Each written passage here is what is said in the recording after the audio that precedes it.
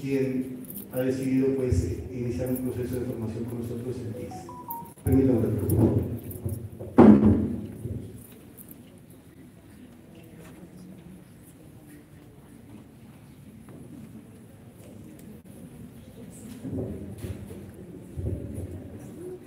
El profesor Álvaro Hugo Gómez Rosero es licenciado en Informática de la Universidad de Nariño, especialista en Educación y Pedagogía de la Universidad Mariana, magíster en TIC y Educación, Universidad Oberta de Cataluña, magíster en Learning, Universidad Autónoma de Bucaramanga, experiencia docente de 26 años.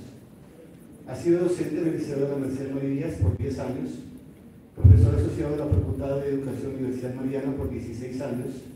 Se ha desempeñado como director de programas, decano de la Facultad de Educación Universidad Mariana, catedrático Universidad de Nariño en la licenciatura en Informática y máster en TIC aplicada a la educación, consultor de la Secretaría de Educación Municipal de Pasto y Departamental de Nariño, auditor de calidad y gestor de calidad ISO 9000, innovador empresarial y ciencias, consultor empresarial internacional Bureau Veritas, investigador reconocido por Ciencias Colombia categoría Junior. Es un agrado poder tenerlo acá y esperemos que este espacio sea significativo con todos los encuentros que ustedes han preparado. Muchísimas gracias. Muchas gracias, profe. Primero que todo, permítanme saludarlos, felicitarlos por sus 65 años. Por eso yo me tomé el atrevimiento de tomar captura de su logo. Me llamó mucho la atención la mariposa, llega al escudo y me puse a hacer una reflexión. ¿Qué tan efímeros nosotros los maestros somos en el desarrollo de la educación de nuestros estudiantes? ¿O cómo llegamos a trascender sobre ellos? Y hoy tengo la oportunidad de mirar la historia, o de escuchar la historia de vida de un exalumno de esta magna institución, y entiendo que no es tan efímero como la vida de la mariposa. Marcamos huella, pero el reto es difícil para nosotros los maestros, muy difícil, en cualquiera de los niveles, no solamente, aunque tengo que reconocer, y lo voy a expresar de esta manera, creo que los profesores de básica primaria, de educación infantil y de educación media deberían tener otro estatus en la sociedad y deberían estar sobre lo que podríamos decir en una pirámide superior a lo que es un profesor universitario, contrario a la cultura de lo que se piensa en esta sociedad en la que vivimos. El esfuerzo que hacen ustedes por trascender en la vida de los jóvenes que están en función de querer madurar esa mente y de poder llegar a la autonomía, que es a la larga lo que nosotros en la universidad recibimos. Y a veces, como en todo, muchas veces criticamos, ¿no? Decimos, se ve que no les enseñaron, o se ve que no le... Pero vaya a ver, yo le decía alguna vez a un compañero, ¿alguna vez tú has enseñado a leer y a escribir a un niño de 5 años? ¿O le has hecho entender a un adolescente que solo vive de la alteridad y que sufre más por el compañero que por él mismo?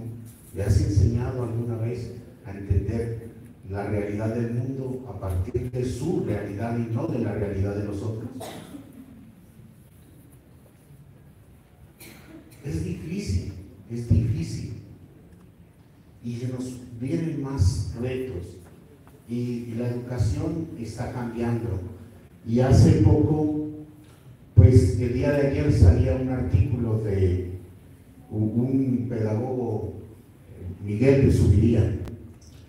Julián de Zubiría, en El Espectador. No sé si ustedes lo leyeron.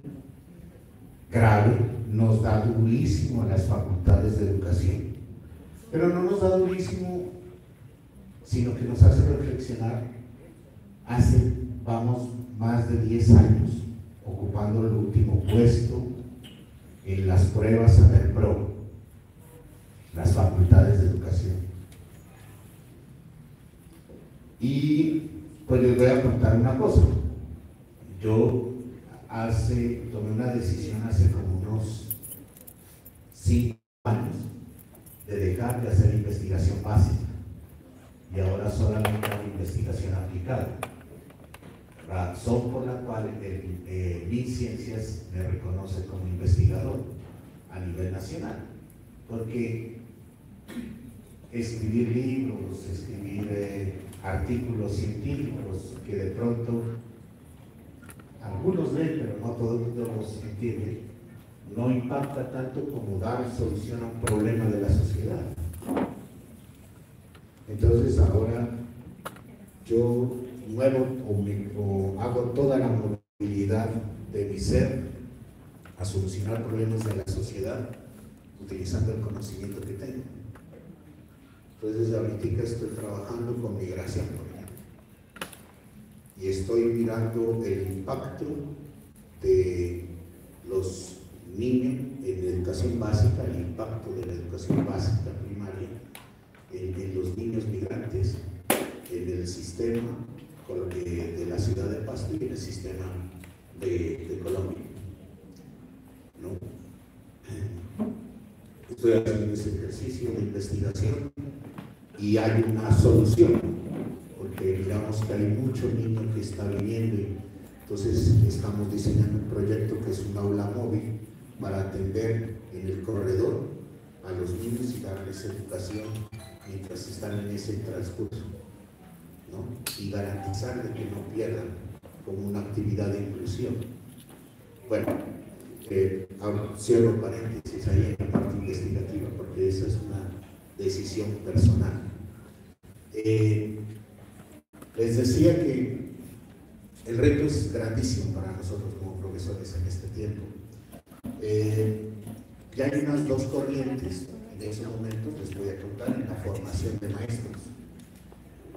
La primera corriente es la que se denomina la pedagogización, que es la que ha venido desarrollándose durante mucho tiempo, y es entender pues que la didáctica, la pedagogía son muy importantes en la formación de los maestros.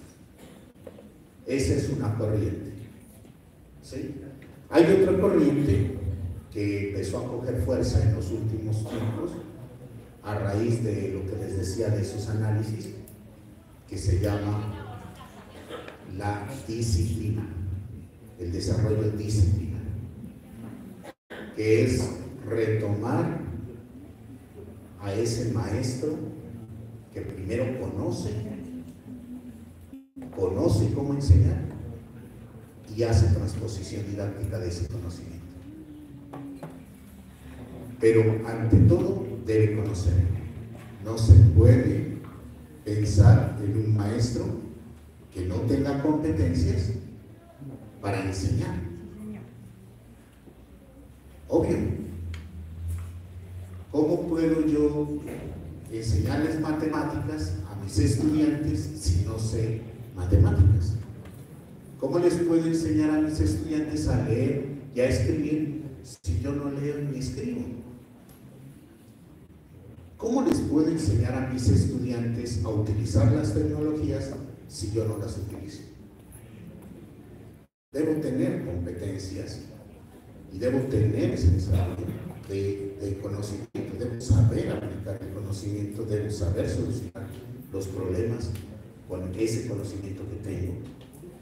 Y también debo tener ética en la forma como yo haga uso de esa información o haga uso del conocimiento.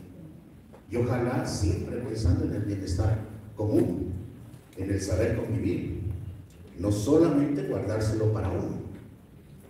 No solamente guardárselo para uno. Entonces están estas 2 corrientes, les voy a contar. Hay una corriente de los pedagogos que dice que nosotros debemos empezar a desarrollar pensamiento crítico, pero desde la pedagogía, desde la reflexión de nuestro quehacer, en nuestro discurso pedagógico y asumir ciertas situaciones con los estudiantes, pero entonces hay una situación, bueno, listo, yo puedo hacer reflexión frente a lo que hago en el aula de clase, pero ¿qué tan efectivo soy con el estudiante? ¿Qué tan efectivo él es en su aprendizaje? Porque ¿de qué me sirve a mí tener una buena didáctica, tener una buena estrategia pedagógica, de hacer muchas cosas, pero al final, cuando al estudiante le pregunto, o cuando al estudiante le dejo un problema, el estudiante no da razón de lo que tiene que hacer? Porque de pronto yo estoy también cometiendo error en el aula. Le estoy enseñando que voy a hacer algo muy algorítmico, lo voy a mencionar. 3 por 2 es 9. Yo le enseño desde el error, el estudiante lo repite y lo sigue repitiendo y así seguimos. Entonces, importantísimo que los maestros desarrollemos conocimiento y empecemos a encontrar un equilibrio en las cosas. Entonces, los autores de todo el mundo están en este debate. Bueno, ¿qué vamos a hacer nosotros con la formación de los maestros? ¿Nos vamos a preocupar por la parte didáctica, la parte pedagógica, o vamos a empezar a fundamentar otra vez el conocimiento? Yo soy egresado de la Universidad de Nariño y el lema de nuestra universidad es: tanto sabemos cuánto poseemos y a la vez cuánto cobramos. Ese para mí es una diferencia. A nosotros nos sentaron bajo la base académica. Primero, conozca, sepa, preocúpese por saber enseñar y tener la transposición didáctica. Eso es un abrebocas, ¿no? Entonces le estaba contando el dilema que tenemos las facultades de educación en la formación actual es ese, pero ahora viene otro dilema. Hasta hace poquito pasamos de un siglo a otro siglo, pasamos del siglo XX al siglo XXI. Hasta hace unos añitos estábamos en el siglo XX y ahora estamos en el siglo XXI. Bendito sea mi Dios que muchos somos del siglo XX y maestros del siglo XXI, formados en el siglo XX y somos maestros del siglo XXI. ¿Las generaciones son iguales? Mi papá recientemente se jubiló, maestro de maestros, matemático. En la Normal de Pasto se jubiló.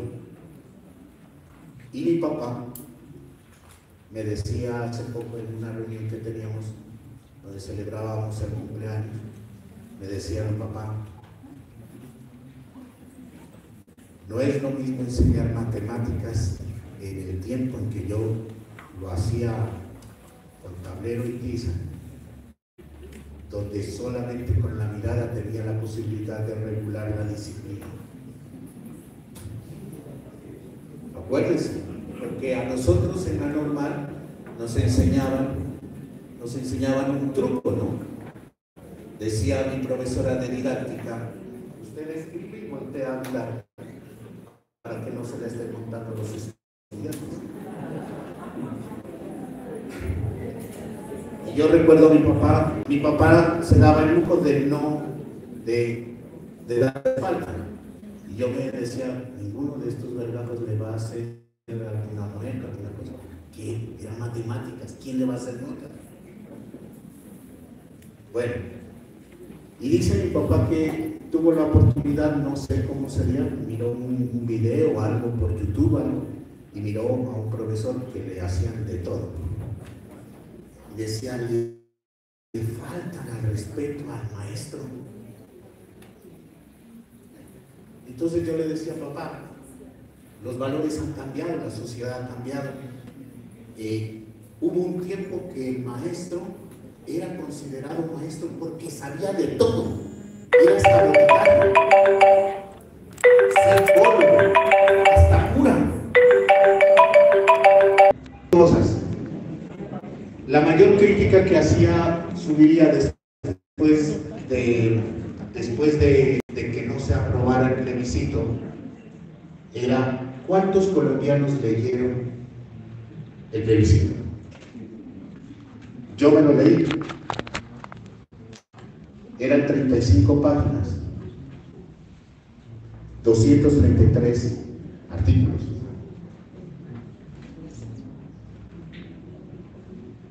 Mil 1200 veces se me repetía la palabra paz. Yo hice ese ejercicio.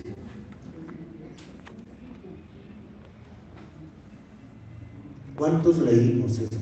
No. Y entonces me puse a pensar, ¿será que los maestros sí somos instrumentos para que la misma sociedad nos castigue a nosotros mismos?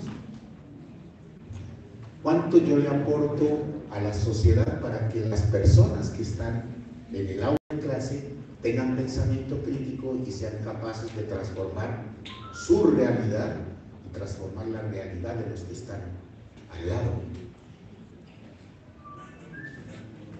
Entonces entendí que nosotros debemos jugar otro tipo de papel.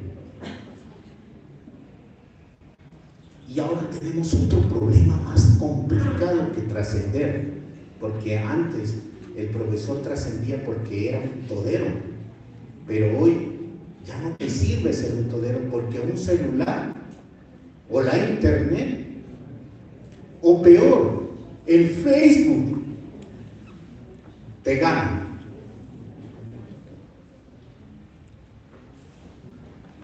Y no voy a decir nada, pero yo vine a hablar sobre el ChatGPT, pero el ChatGPT nos va a arreglar.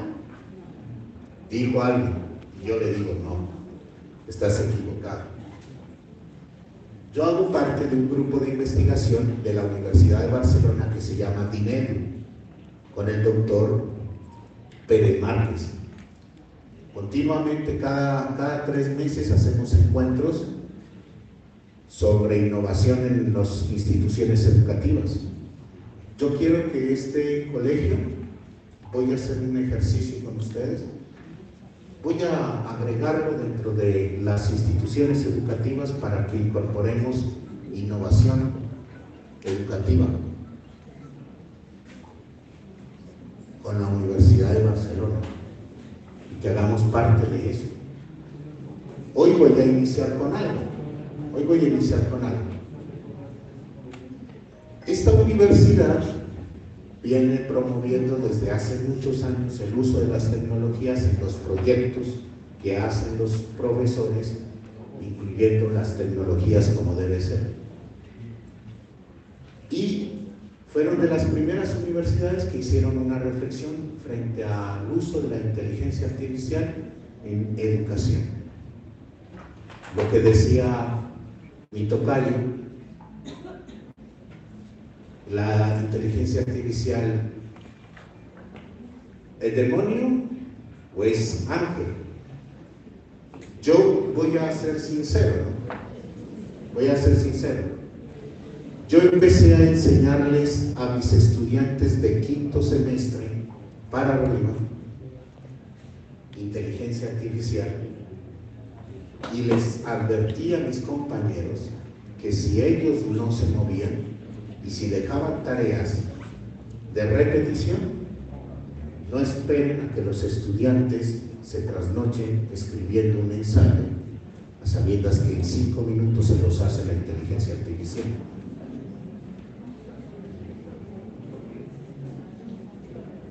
Y me decían que era antiético y antipedagógico lo que estaba haciendo yo, porque estaba poniendo en juego el desarrollo académico y didáctico de ellos. Entonces yo les decía, miren, yo les estoy advirtiendo por lo siguiente: ¿no será que deberíamos nosotros reflexionar qué está haciendo el estudiante con esa herramienta? ¿Para qué le sirve? Y ¿Y qué es lo que yo debo modificar en mi estrategia? Entonces viene la situación, mis profes. Hace unos años, por allá, hace unos 70 años atrás, yo no me voy mucho, voy a mi tiempo. Les contaba yo a mis hijos que, y todavía lo tengo y con mucho orgullo siempre muestro mi carnet del Banco de la República.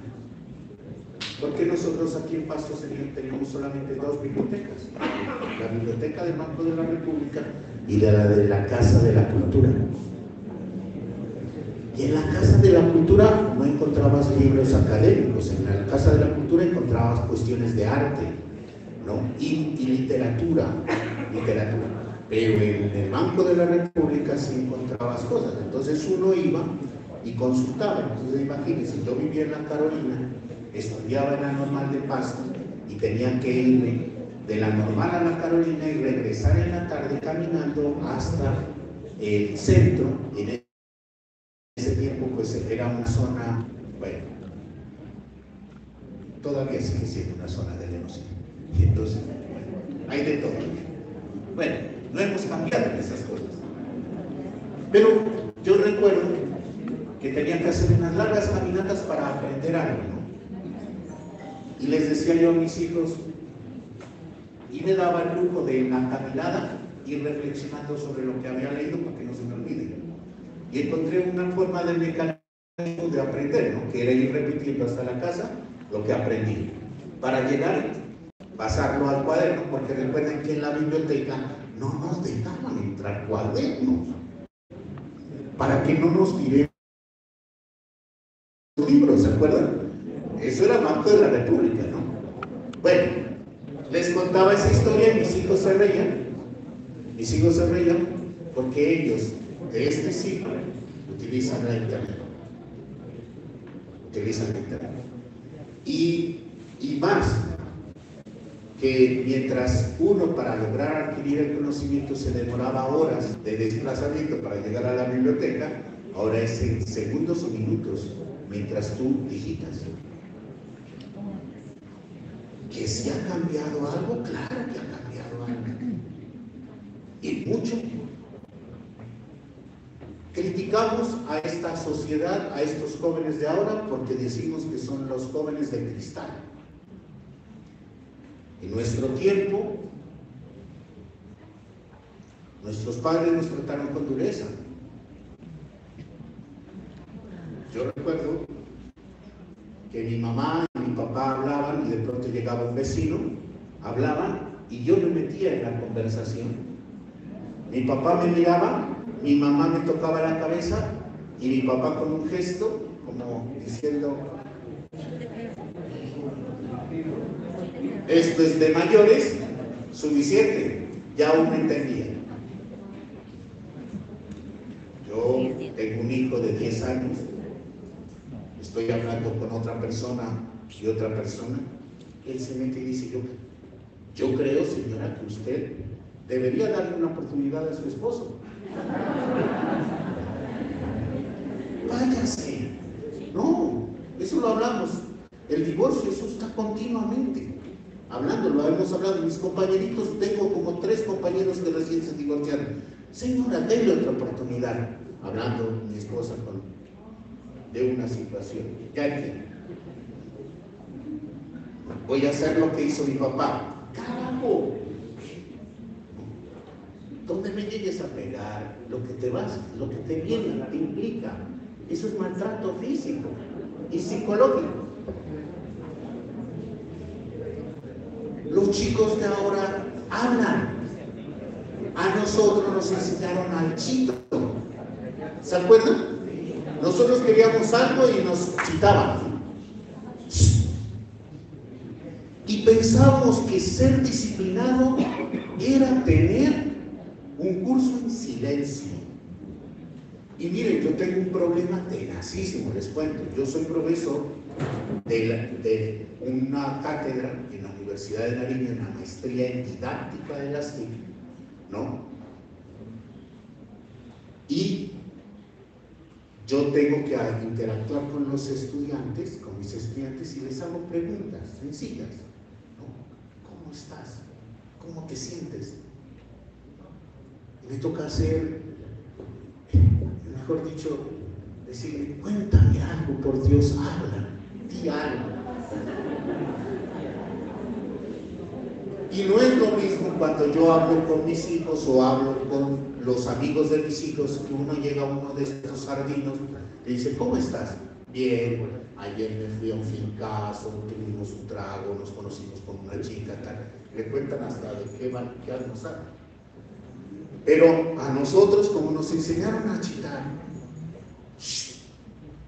y nos enseñaron una forma de disciplina, para nosotros es complicado entender la sociedad de los jóvenes de este tiempo y entender qué es la disciplina. Para nosotros es grosero que un chico llegue y nos diga, mira, yo no estoy de acuerdo con tu forma de pensar. ¿Perdón? ¿Sabes con quién estás hablando? ¿No sabes quién soy yo? Dice, tú tampoco sabes quién soy yo. Dice, y le contesta. Y entonces uno piensa que es reto y que está faltándole al respeto a uno. Pero uno debe aportar de que a partir del diálogo yo puedo construir. Y desde ahí yo puedo empezar a enseñar. Yo estoy entendiendo esto, mis propios. Porque yo no puedo decir, yo nací en el 74. Soy producto de ese limbo, de haber aprendido las tecnologías, tenerlas que utilizar y tenerlas que enseñar a gente que nació con el chip del uso de ellas.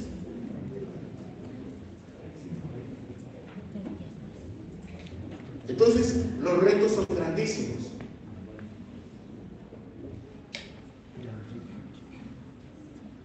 Aquí hay dos esquemas que maneja el doctor Pérez Márquez. Y es que nosotros vivimos en dos mundos, realmente tres mundos. El mundo real, ese lo entendemos. El mundo real es el que nosotros vivimos, en el que estamos completamente inmersos.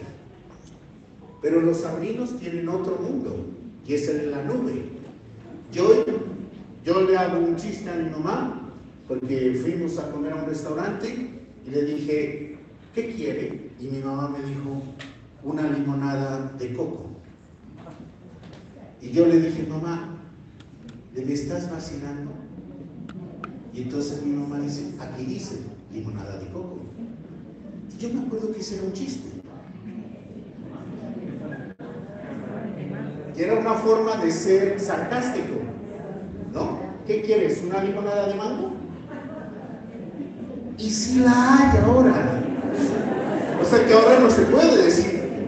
Ya no hay chiste, ya no es ser sarcástico decirle a una persona, ¿una limonada de coco? ¿Quiere una limonada de coco? Claro, se le tiene. También la tengo de tamarindo, me decía. Preocupadísimo. Yo estoy preocupado.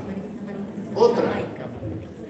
Era chiste para nosotros decir, denme un helado caliente. Pero ahora existe esa vaina y se la preparan en una papa. Y vieron lo que cuesta. Allá en el Figo. Me invitaron, no tengo presupuesto para comer aquí. Bueno, miren. Lo que para nosotros era antes algo que era inalcanzable o que era, como les digo, sarcástico, ahora es una realidad, ¿no? Limonada de mango, limonada de coco, ¿no? Y ahora existe otra cosa. Cuando tú le decías, vea, mijita, atienda, usted está en la nube. Pues sí, profe, está en la nube, porque está en internet. Y el internet está en la nube. Entonces sí está en la nube. O sea que ahora sí existe la nube, ¿no? Y el decirle a un muchacho, oiga, mijita, ¿usted está en la nube?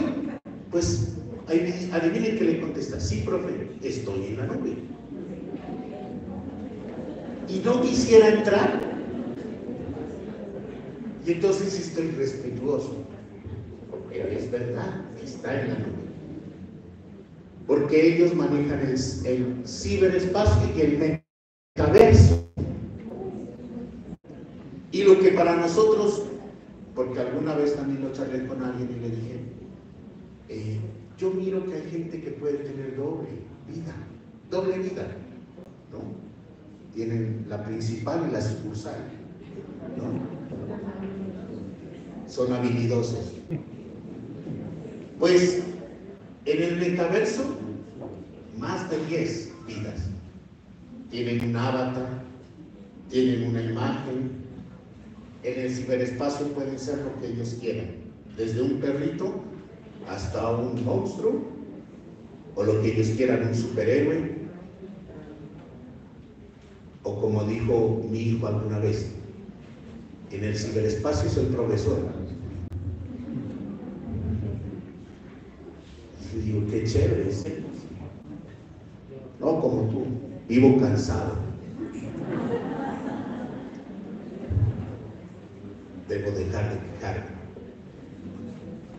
Y está la persona. Está la persona.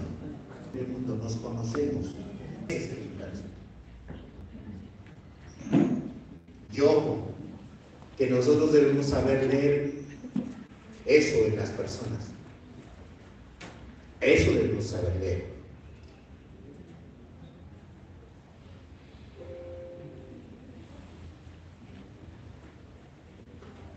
¿Qué son las TIC?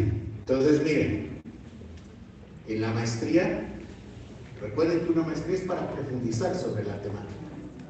Mis estudiantes habían pensado que utilizar las TIC era llegar y hacer lo que estoy haciendo yo, dar una clase con PowerPoint. Entonces digo, profesor de las TIC, utiliza las TIC. Aquí estoy dando una conferencia utilizando las TIC. Entonces mis estudiantes me empezaron a decir, profes, y les dije, ¿quién les dijo eso? No, es que nos han enseñado que al hacer uso de una herramienta digital, nosotros estamos haciendo uso de las TIC. ¿Quién les dijo eso? Entonces me dijeron, no, pues eso es lo que uno se entiende. Le dije, perdón, ¿desde cuándo las cosas son tan simples y tan sencillas? ¿No han escuchado de un señor que se llama Edgar Morin, que habla de la teoría de la complejidad? Que todo es relativo. Cuando nosotros miramos las cosas desde la simplicidad, entendemos que un profesor se gana la vida fácil porque tiene que enseñar a la gente que no sabe. Eso es ser simple. Pero cuando uno mira las cosas de la complejidad, es entender que tiene 47 mundos a los cuales tiene que enseñarles, y tiene que transformarlos, y tiene que guiarlos, y tiene que orientarlos, y tiene que formarlos. 47, 52, profe.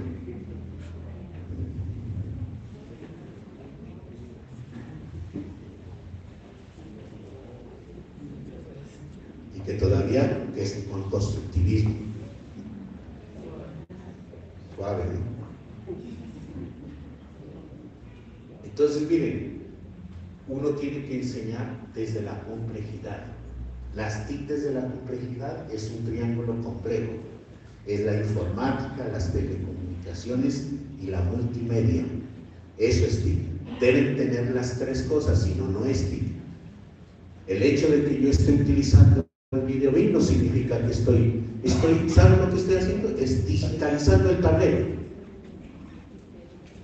o el papelógrafo. En otro tiempo estuviera con el papelógrafo y estuviera rayando, pasando hoja, rayando, pasando hoja.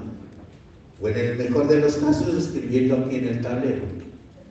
Aquí tengo esta ventaja. Tengo una forma digital de presentarles un contenido.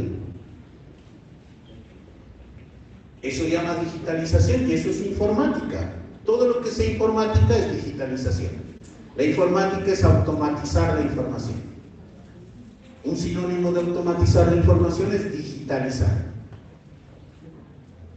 Si usted tiene una guía y la coloca en el computador para que el estudiante la llene en el computador, está digitalizando. Analógico, imprímala y entréguele para que la escriba.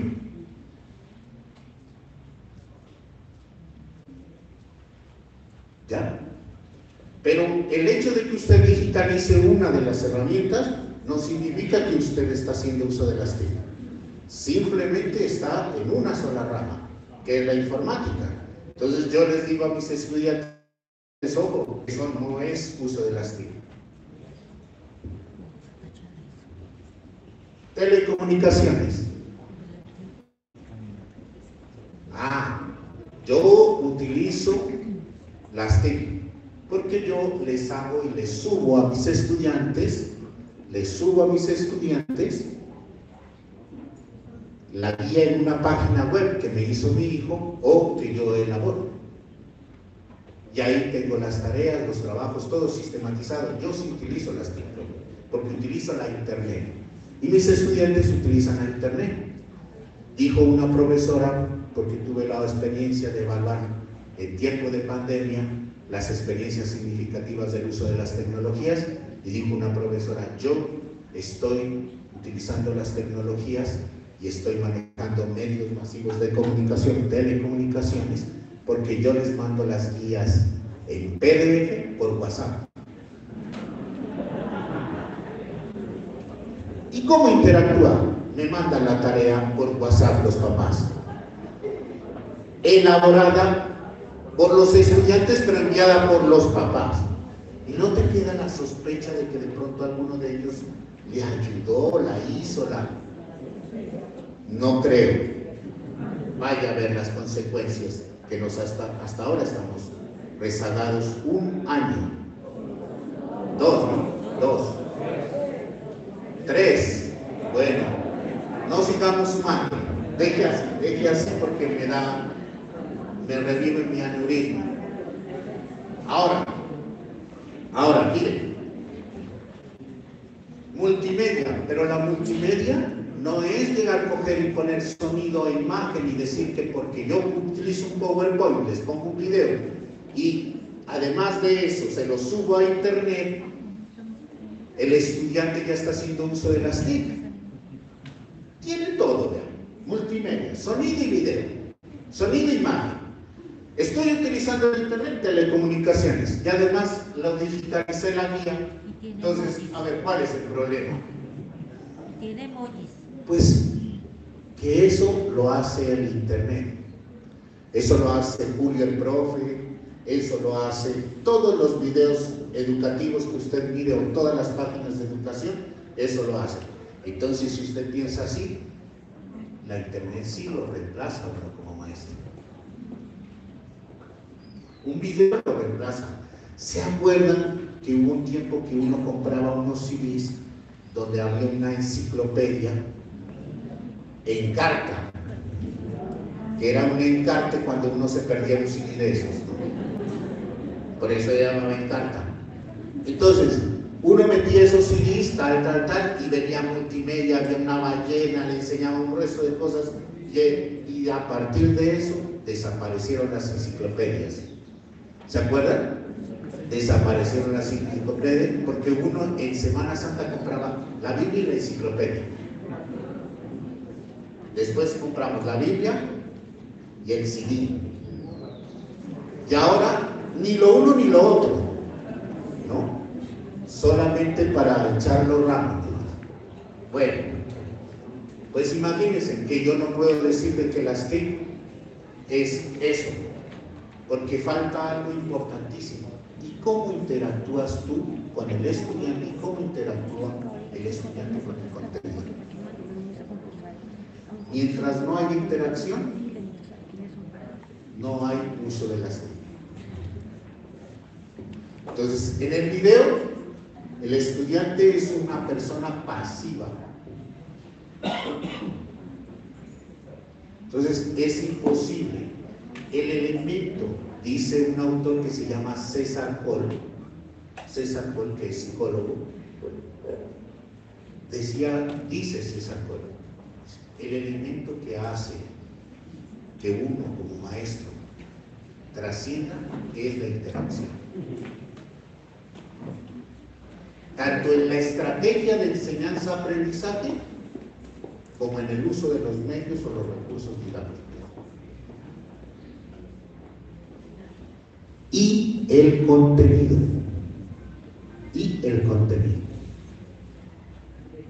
¿Hasta ahí vamos? Entonces, hacer uso de las TIC no es simplemente manejar una cosa u otra, sino que debe tener un factor importante que sea la interacción. Otra situación, usted suelta un video a los estudiantes, les dice que miren el video y suponga que les dice, de ahí elaboren un resumen, del video elaboren un resumen, le dice al estudiante. ¿Qué control tienes tú sobre la actividad que hace el estudiante? Ninguna. ¿Por qué? Porque tú acabas de darle una instrucción al estudiante que es simple y sencilla para él. Mirar el video y decir lo que dice el video. Eso es lo que entendió el estudiante. Y lo transcribe. Y ahora hay una vaina que uno le puede decir a la inteligencia artificial, transcríbame el video y ya le transcribe. O sea que esa tarea chingísima. ¿Sí?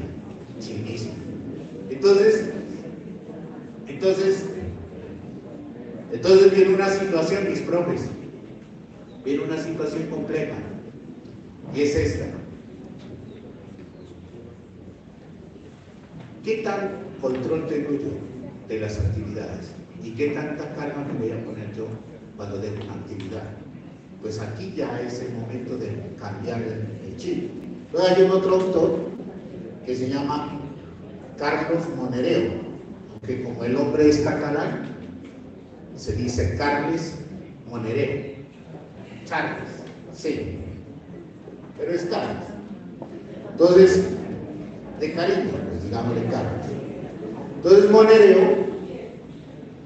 Monereo escribió un librito bien chévere que se llama Profesores Estratégicos enseñan a los estudiantes estratégicos. Entonces dice, para de sufrir, no dejes tantas tareas que tú al final no vas a evaluar ni vas a calificar, porque eso cansa, y más bien empieza a diseñar estrategias donde los estudiantes aprendan utilizando las tecnologías, y tú también utilizas las tecnologías para evaluar y que te quede tiempo de calidad también para ti. ¿Eso es posible? Sí, porque ahí ese ángel o demonio se vuelve ángel si yo lo convierto en asistente.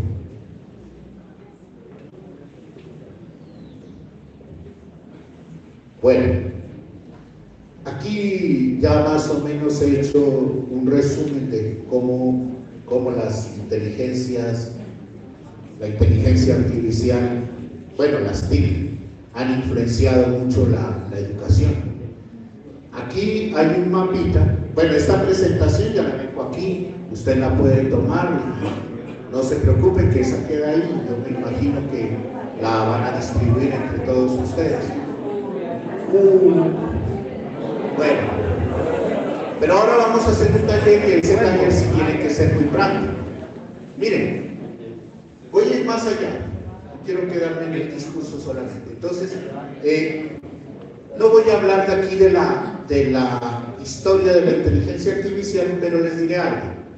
Cuando yo estudiaba en la Universidad de Nariño, tuve una materia que se llamaba inteligencia artificial, y en ese tiempo el profesor, que era un ingeniero de sistemas, nos enseñó un programa que se llamaba Dominio. Y ese programa Dominio, ¿qué es lo que hacía? Uno metía unos datos y uno le hacía preguntas con base a los datos. El ejercicio que nos planteó el profesor era meter el árbol genealógico. Entonces yo colocaba el nombre de mis abuelos paternos, el nombre de mis abuelos maternos, mis tíos, ¿no?, mis primos, mi mamá, ¿no?, mis hermanos, Entonces uno colocaba, por ejemplo, un tío que yo tengo que se llama Luis, que le dicen Pina, ¿no? En Linares, decía, Pina es de Álvaro, y él colocaba tío. Inteligencia artificial. ¿Quién le dijo? La sabía. Eso se llama programación por códigos,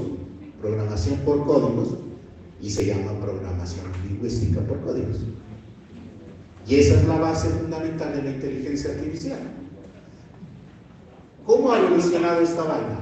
Pues les cuento de que, imagínense, todo lo que nosotros metemos en internet, las consultas, todo eso, alguien llegó, cogió toda esa base de datos y dijo, la gente pregunta siempre pendejadas. Por ejemplo, ¿cómo se hace un café? Voy a contar una anécdota.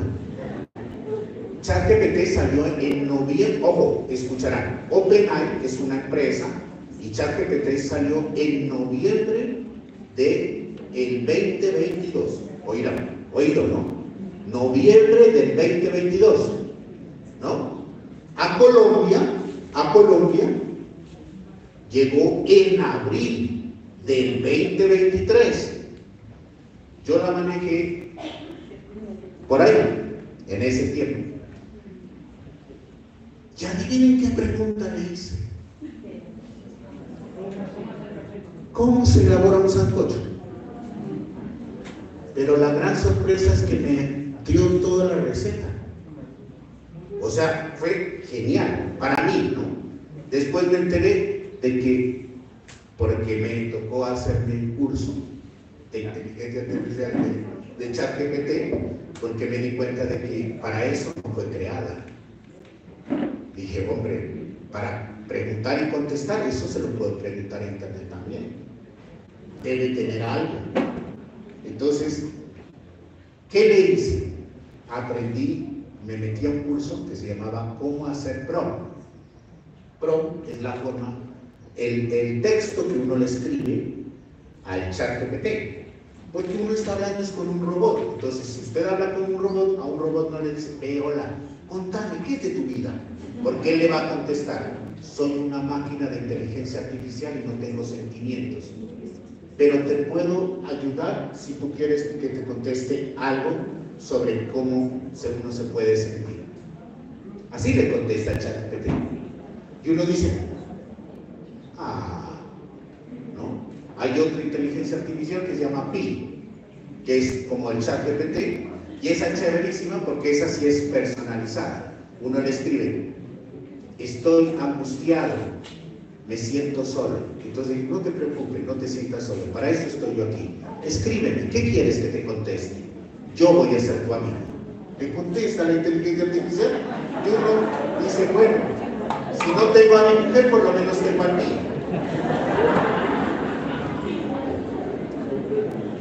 Bueno, la UNESCO definió la inteligencia artificial como la que proporciona el potencial necesario para abordar algunos de los desafíos mayores de la educación actual, innovar las prácticas de enseñanza y aprendizaje y acelerar el progreso de la consecución de los objetivos de desarrollo sostenible. Todo investigador en investigación aplicada busca solucionar los objetivos o aportar a la solución de los objetivos de desarrollo sostenible. El cuarto es la educación. Entonces, nosotros tenemos aquí la UNESCO en el año 2019, ojo, año 2019. Entonces, nosotros pensamos que la inteligencia artificial salió hace unos meses, no. Esto viene desarrollándose desde hace bastante tiempo y ha venido un creciente uso en todos los niveles educativos. Entonces ahí se hizo una reflexión. Bueno, ¿será que la inteligencia artificial va a reemplazar a los maestros? Esa fue la primera pregunta que se le hizo a la inteligencia artificial. Y claro, a un profesor contenedista, obviamente que lo puede reemplazar. Porque ¿qué mejor que un computador que conteste cuestiones de conocimiento? Hasta hace poco, y les decía, miren, cómo ha evolucionado el conocimiento. Un ejemplo sencillo. Yo aprendí los reinos de la naturaleza, eran 3: mineral, vegetal y animal. ¿No? Ahora son 6. Aprendí que eran 9 planetas. Ahora me dijeron que hay 8. Disminuyó 1 y hay 12. Contando a los otros. Y hay un resto de subdivisiones. Que uno queda, mejor dicho, yo le dije la otra vez a un profe, le dije, hermano, ahora sí me preocupo porque vivir en el espacio está más complicado. Dijo, claro, porque debes saber a qué le aspiras, me decía él. Porque ustedes solamente piensan en la Luna y en Marte, pero existe algo más allá, ¿no? Entonces, bueno, y aquí aparece una denominación de la jerarquía de las inteligencias artificiales. Me voy a acercar para leerlas y no cometer errores. Una inteligencia artificial generativa es la primera. Generativa. Entonces uno piensa que generativa es que va a crear, ¿no? Porque generar uno hace alusión a crear, ¿no? La generativa es que usted está alimentando inconscientemente a la inteligencia artificial. Cada vez que le preguntas, él dice, uy, esta pregunta está buenísima, la voy a tener para que cuando alguien me pregunte en el mundo, ya sé cuál le puedo contestar. Y así. Y se va a generar. Esa es la primera forma de inteligencia artificial. La segunda es la inteligencia artificial limitada. Entonces usted me dice, a ver, un momentico, generativa, ¿qué significa? Que usted le pregunta y él va aprendiendo por sí solo. Y la limitada es que ella se le enseña algo puntual. Por ejemplo, le enseño a que debe irse en línea y voltear a la derecha hasta llegar a rectoría, a un robot, y que regrese a este punto. Esa es la limitada. Y eso lo hacen los carros con inteligencia artificial, que tienen unas órdenes que dicen que no pueden tener cuidado por dónde van, por la mitad, que deben medir la distancia, que si llega una persona a pasar deben parar inmediatamente, con sensores, bueno, y tienen las cosas claritas, y ellos repiten ese proceso, y eso se llama inteligencia artificial limitada. Y aunque ustedes no lo crean, eso es donde más hemos avanzado, tanto así que existen brazos mecánicos que hacen operaciones quirúrgicas con tal precisión que ahora sí se pueden hacer cosas. Hay también una inteligencia artificial genialísima que ahora, en ese tiempo, detecta en radiografías lo que para nosotros era un quiste, era una cosa, para la inteligencia artificial ya detecta que eso es un cáncer invasivo, que ya se está previniendo con mayor anticipación ese tipo de enfermedades. Y todo lo que está ahorita avanzando en medicina es por la inteligencia artificial. Es decir, que yo pareciera como si estuviera vendiendo aquí productos de la inteligencia artificial, pero no, tranquilos, soy imparcial, créanme, no estoy vendiendo aquí quieta Margarita, ¿no? Quieta Margarita, no, tranquilos que no estoy vendiendo ningún producto. Otra inteligencia artificial, esta es la más chévere. La inteligencia artificial de la teoría de la mente. De la mente. No. Profe, ¿sabe cuál es la inteligencia de la mente? Simular el cerebro humano. Simular el cerebro humano. hasta que logre pensar por sí mismo. Y es algo donde los hombres y las máquinas nos diferenciamos, porque una máquina no puede sentir, pero una persona sí. Entonces están tratando de simular el cerebro. ¿Cuánto han avanzado sobre eso? Mucho. Mucho, mucho. Hay un gran avance sobre eso, pero todavía falta. Falta mucho, porque nosotros mismos sabemos nuestro potencial. ¿Listo? Bueno, y por último, la IA autoconsciente, que es el último paso de la inteligencia, que es que ya sea autosuficiente. Esa inteligencia artificial es una utopía. Una utopía.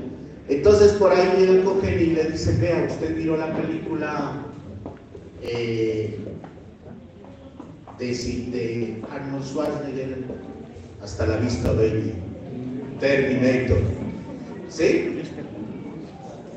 Bueno, hasta allá vamos a ir, verán el Skynet, ¿no? Nos van a reemplazar las máquinas, nos van a matar, ¿no? Entonces, la UNESCO sacó un protocolo, y en Europa un protocolo que dice: toda inteligencia artificial debe tener un interruptor. El día que no lo quieras, lo debes apagar. Toda inteligencia que se diseñe tiene que tener un interruptor. ¿No? Bueno.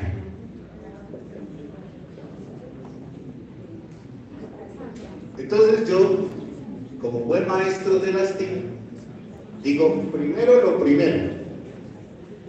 Y estoy colocando la guía 30 del Ministerio de Educación Nacional del año 2008, los estándares de competencia de tecnología e informática que fueron sacados en el año 2008. Profe de TICS, aquí, sin miedo, tranquilo, no voy a hacer preguntas, tranquilos, no se preocupen. Es como al profesor de inglés que le diga Marco como un europeo o alguna de esas cosas, pues no. Soy Lita, mi vida, mi amor. Todavía te tengo en mi corazón. Envidiosos.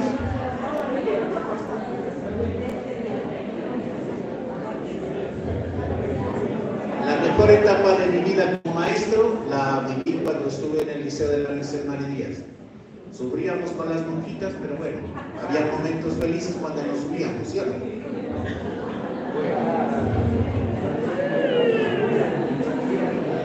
2008. Ay, profe, tranquilo. A todos hay. Bueno, primero lo primero. Pues les recuerdo una cosa. Con una red que hicimos de profesores de tecnologías de la información y la comunicación, el Ministerio de Educación y una red que se llama Redetic, ¿no? Empezamos a pensar en tiempo de pandemia que era momento de hacer la reforma al documento 30. Pasamos de un documento de 30 páginas a un documento de 240 páginas. ¿No? Creo que se nos olvidó la palabra síntesis, ¿no? Pero bueno, no importa. ¿Pero qué hicimos? Nos dimos cuenta que el problema de la enseñanza de las TIC ya no radicaba en enseñar informática, es decir, enseñar a manejar la computación, enseñar lo que era la ofimática, Word, Excel, PowerPoint, a empezar a entender la complejidad del uso de las TIC y el cambio de dinámica, porque la digitalización es un área, como lo acababa de mostrar, pero hay cantidad de cosas que hay que trabajar, entre esos la inteligencia artificial, la programación y la robótica, porque son competencias del siglo XXI. Entonces nos pusimos a pensar y modificamos, y en vez de sacar unas orientaciones pedagógicas, sacamos lo que se denominan los lineamientos curriculares del área de tecnología informática. Los lineamientos curriculares, ojo. Entonces yo a mis profes, el primero que yo les digo aquí es, ojo, ya tenemos lineamientos curriculares de tecnología informática, ya hay que saberse de arriba hacia abajo cómo debemos trabajar en el aula. ¿Eso dónde lo encontramos? colombiaprende.edu.com. Es una obligación mía siempre hacerle propaganda a los lineamientos curriculares, porque si no me sacan de la red. Bueno, entonces siguen los mismos 4 componentes: naturaleza de las tecnologías, solución de problemas con tecnologías, evolución de la tecnología, y hay una última que es tecnologías, educación y sociedad, que se articula con el tercer componente de las ciencias naturales. Se complementan, ¿no? Para que lo tengamos en cuenta. Bueno, entonces, ¿cuál es el enfoque de las tecnologías de la información? Pues el enfoque es que ya no pensemos nosotros en un enfoque netamente de la enseñanza de la ofimática o el manejo de la digitalización, sino la complementación, que es desarrollo de pensamiento computacional, que nuestros estudiantes sepan programar, que nuestros estudiantes sepan manejar la lógica para resolver problemas de manera analógica y a través de los sistemas. Eso es lo que nos dice. ¿Listo? Eso es lo que nos dice ese enfoque, ¿no? Y entonces aquí nos aparece cuál es el pensamiento computacional. Entonces el pensamiento computacional tiene 3 premisas. Voy a leer la primera. La composición de problemas en subproblemas es la primera premisa. O sea, todo problema tiene subproblemas. O sea, cuando usted consiga un problema, divídalo en pequeños problemas. Esa es la base del pensamiento computacional. La segunda, la abstracción implica analizar y organizar los datos de forma lógica. Aplique lógica para la solución de los problemas. No se ponga a inventar. Utilice la lógica. ¿Cuál es la lógica que nosotros conocemos? La lógica matemática, ¿no? Y también la filosófica. Entonces, mis amigos filósofos saben a lo que me refiero. Y el tercero, aparte del razonamiento lógico, organizar, analizar, automatizar y crear modelos computacionales. Eso es el pensamiento computacional. Dividir un problema en subproblemas, solucionar lógicamente, y una vez que tenga eso, sistematizar en una forma, en una solución computacional. Y eso implica uso de la inteligencia artificial, implica uso de programación, implica que usted, para solucionar un problema, tiene todos los recursos habidos y por haber, y no debe limitarse en utilizarlos. Y ahí viene el problema. Si yo desde la informática, desde la tecnología y la informática, les enseño a los estudiantes a que deben utilizar todos los recursos tecnológicos para solucionar un problema, usted llega en el aula y le dice: no vayan a utilizar ChatGPT, prohibido. Me tienen que elaborar un ensayo y tiene que ser hecho por ustedes. No vayan a utilizar ChatGPT. ¿Qué entendió el estudiante? Utilicen ChatGPT para hacer el ensayo.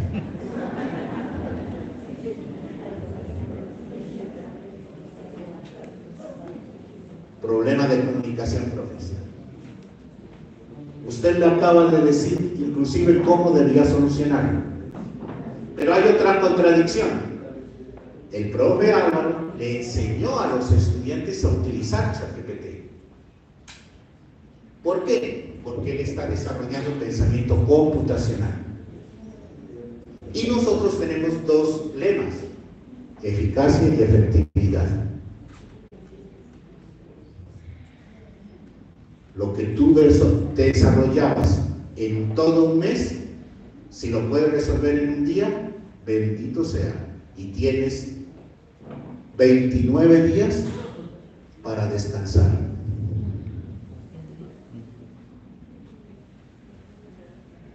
Eso es pensamiento computacional. Entonces, miren, estamos siguiendo al contrario, ¿sí o no? Yo soy consciente. Profe,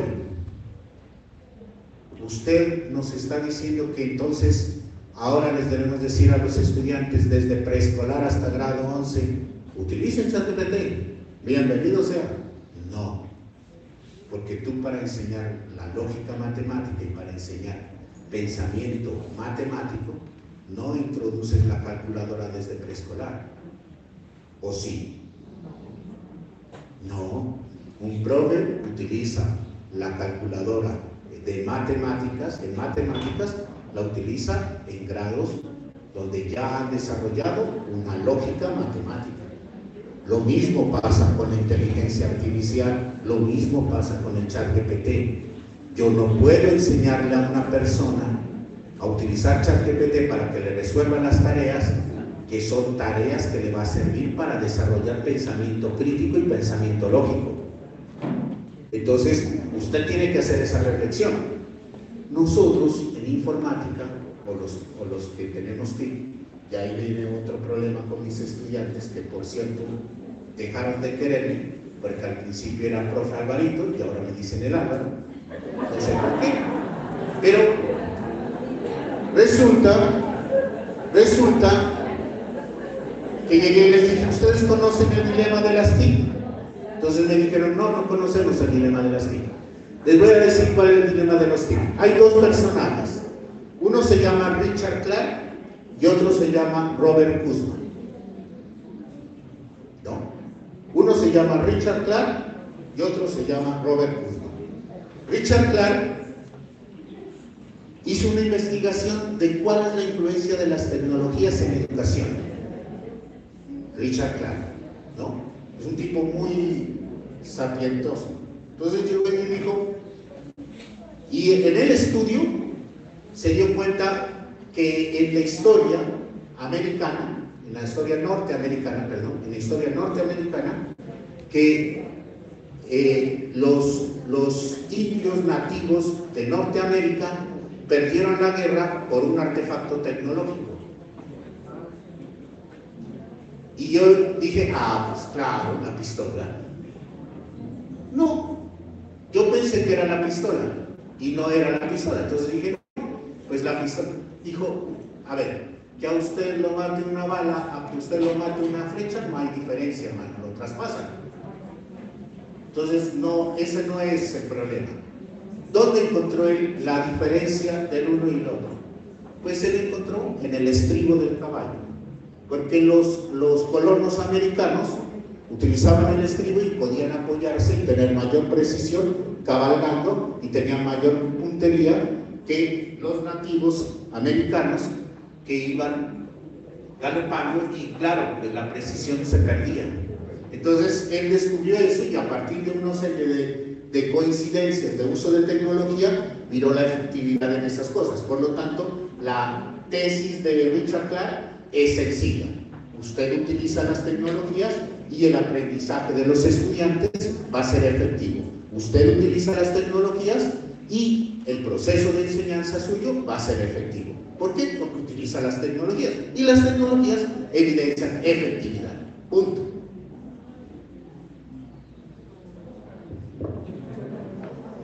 Entonces mis estudiantes llegaron y dijeron, Richard Clark, te amamos.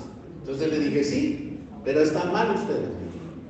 Proyecto Chichipatos, uso de GeoGebra para mejorar el aprendizaje de los estudiantes de grado tercero en el componente geométrico. No, Chichipatos el proyecto. No se lo aprobamos. Pero, profe, usted nos acaba de decir la efectividad de esa cosa, yo le puedo demostrar. Sí, ya la demostró Richard Clark, que está buscando vos. Entonces, Por eso me dejaron de decir Alvarito, ahora me dicen el Álvaro. Robert Guzmán llegó y dijo: a ver, un momentico, no se acelere, joven. Voy a comentar una cosa. ¿Quién le dijo a usted que las tecnologías le garantizan una efectividad al ser utilizadas si yo puedo estropear el proceso de enseñanza-aprendizaje? ¿Usted cree, señor Richard Clark, que ir a enseñar es llegar a coger, poner un PowerPoint y que la gente aprende mirando un PowerPoint? ¿Cómo usted mira que una persona sí aprendió efectivamente mirando un simple PowerPoint? Robert Guzmán le dijo: un momentico, las tecnologías hacen parte del proceso de enseñanza-aprendizaje y deben ser reflexionadas para poder incorporarlas. Las tecnologías no se pueden utilizar como uno quiera, porque entonces ponga a sumar a los niños con la calculadora en grado segundo, a ver si en grado quinto le resuelven un problema matemático sin calculadora. Toma, te jodí. Entonces le hizo la antitesis Robert Guzmán y se pusieron a pelear. Entonces, conclusión: las tecnologías son medios, no fines. Son medios, no fines. Yo no puedo anteponer la tecnología al objetivo, el aprendizaje o la enseñanza. Esa es la crítica que le hago a mis estudiantes de la Universidad de Nariño. Les digo: miren, por Dios, usted debe pensar en el pensamiento geométrico, en el aprendizaje de la geometría, no en que GeoGebra le soluciona, porque yo puedo encontrar otro método para trabajar eso. Y mejor.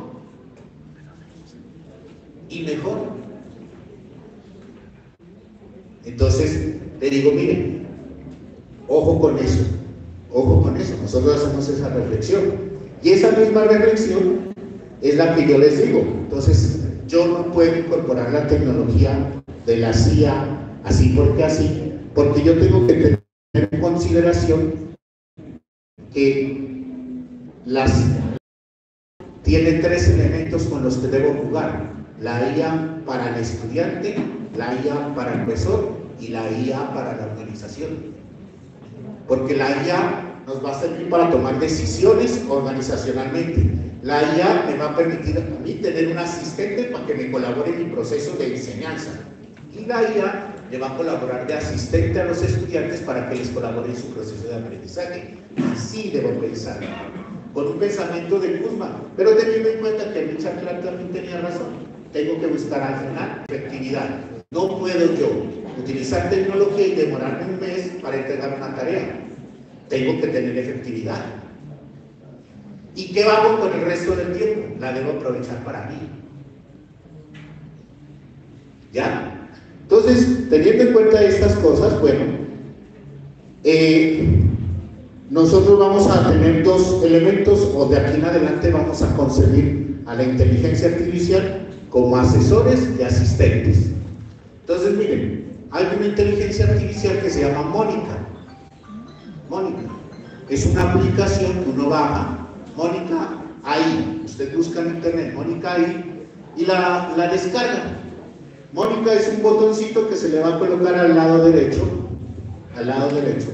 Y cuando usted quiera hacer alguna pregunta, alguna cuestión que usted quiera, le da clic a Mónica y Mónica le ayuda a contestar. Usted le dice: ¿cómo elaboro yo una tarea para los estudiantes de grado 11 de aplicación de reacciones químicas? Entonces te dice: deberías dejarle esto, tal, y tú tomas parte de eso y lo adecuas al contexto. Y ya te libraste, dejaste de pensar un poquito en cómo lo vas a rajar al estudiante, cómo le vas a enseñar al estudiante. Bueno, a veces se me sale el Gómez, ¿no? Bueno, entonces Los retos de la inteligencia artificial en educación pasan por la gestión. Yo lo que quiero aquí es decirles, miren, tenemos altos riesgos. Riesgos tenemos muchos. Pero yo quiero desbaratar toda tesis de riesgo con lo siguiente. Cuando salió la calculadora, teníamos alto riesgo de que el estudiante deje de pensar por utilizar la calculadora. ¿Qué hicimos los maestros? Los maestros seguimos trabajando las tablas de multiplicar, seguimos trabajando el pensamiento lógico, matemático, seguimos desarrollando, pero utilizamos la calculadora para resolver problemas complejos, donde requerimos precisión y donde requerimos efectividad y eficiencia, ¿sí o no? Entonces lo mismo, yo les digo, miren, nosotros vamos a utilizar la inteligencia artificial para los procesos donde nosotros necesitemos efectividad, eficiencia y no para los desarrollos del pensamiento crítico, el pensamiento lógico. Porque ahí tenemos que aportar desde nosotros. Y ahí sí, compañeros, somos trascendentes. Ahí sí somos trascendentes. Porque enseñar a pensar a una persona es lo máximo que tú puedes lograr. Pero sobre todo, el sigma o el crisma de un maestro, el crisma de un maestro es lograr que una persona sea autónoma. Una institución educativa logra la calidad cuando logra que su mayoría de estudiantes alcancen un nivel de autonomía. Cuando usted aporte a eso, hablamos. No los resultados de las pruebas saber, no los resultados de las pruebas IFEX. La autonomía. Bueno, y aquí están los riesgos del ChatGPT.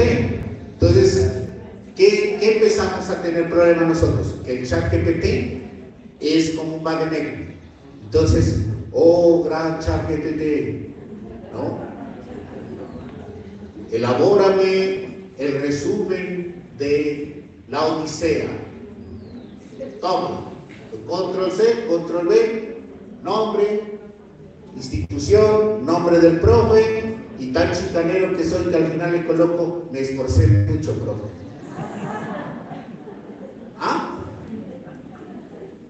Pues si lo utilizamos como eso, es porque nosotros mismos nos hemos burlado a nosotros mismos. Dejaste una tarea chimba, que hagan el ensayo, que hagan el resumen, eso hasta en internet uno lo consigue. No necesita ChatGPT. Hoy por hoy nosotros tenemos que enseñar a estructurar pensamiento, tenemos que enseñarla a verificar, sacar ideas, categorías, ¿sí? Tenemos que cambiar el cuento, enseñarle a escribir a una persona estructuradamente, ¿no? Eso es lo que implica esto. Y la inteligencia artificial nos va a ayudar para simplificar ciertas cosas. Bueno, ya, hasta aquí llegó la cháchara. Acabo de este cuento y ahora voy a hacer la segunda fase, demostraciones. Lo primero que voy a hacer es manejar una herramienta que hizo la Universidad ICESI. Como los de la ICESI son inteligentes, llegaron y cogieron a ChatGPT y crearon una base de datos con ChatGPT y organizaron un software. Entonces ellos crearon cuatro herramientas. En un laboratorio que se llama Laboratorio de Eduteca. Y en Eduteca, uno entra en Eduteca. Ahora les digo paso a paso, tranquilos, tomamos apunte y voy a hacer demostraciones. ¿Listo? Vamos a hacer demostraciones. Entonces, vamos a hacer demostraciones de unas inteligencias aquí. Vamos a hacer de ChatGPT. Les voy a enseñar cómo se diseña un prompt, cómo se escribe un prompt, ¿no? Vamos a manejar Eduteca, Educalab, y les voy a enseñar en Educalab dos herramientas. Son 4. La primera, Mítica. Mítica es un software que uno le debe hacer a los directores una encuesta y ahí se mira el nivel de uso de las TIC de la institución educativa. Por ahí, para lo que les decía, miremos cómo estamos. Y me entregan eso y yo ya les digo por dónde hay que agarrar. 1, 2, la que a mí me encanta y a la que mis estudiantes en la Universidad Mariana, los de pregrado, de 6º a 9º, le dicen Alvarito. ¿Pero por qué? Porque les enseñé planeo. Planeo es elaborar el plan de clases. Les hace el plan de clases. Ya no tienen que hacer las planeaciones. Alvarito.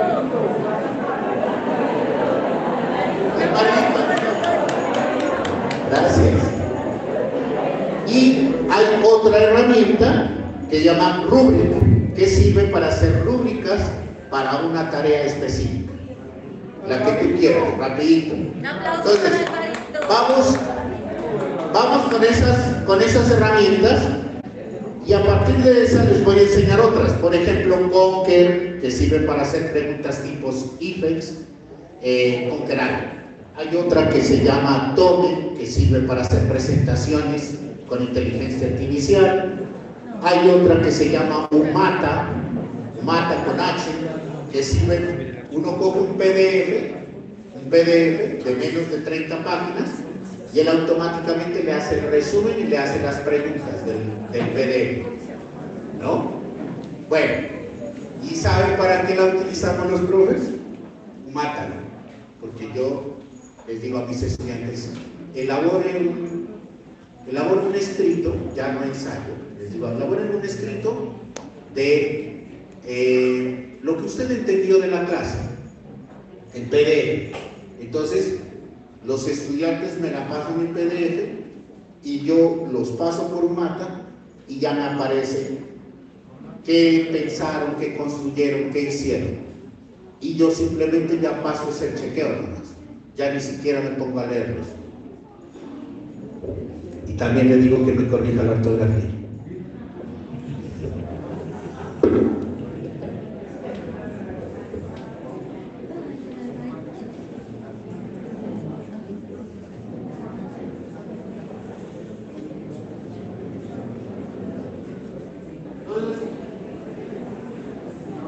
Mal ubicado. Lo primero que voy a hacer es entrar a Edutec.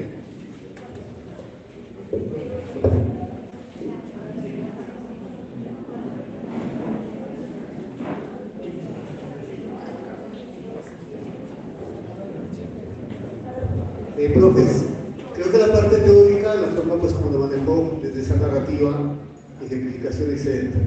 Entonces, gracias. Tomamos un descanso de media hora y venimos a la palabra. Gracias. Perdón un momentito, a mí se me olvidó decirles que la compañera Elvira tiene los libros de la historia de mi vida. Ella, y también si les interesa aprender inglés, también ella les puede dar los libros. Muchas gracias.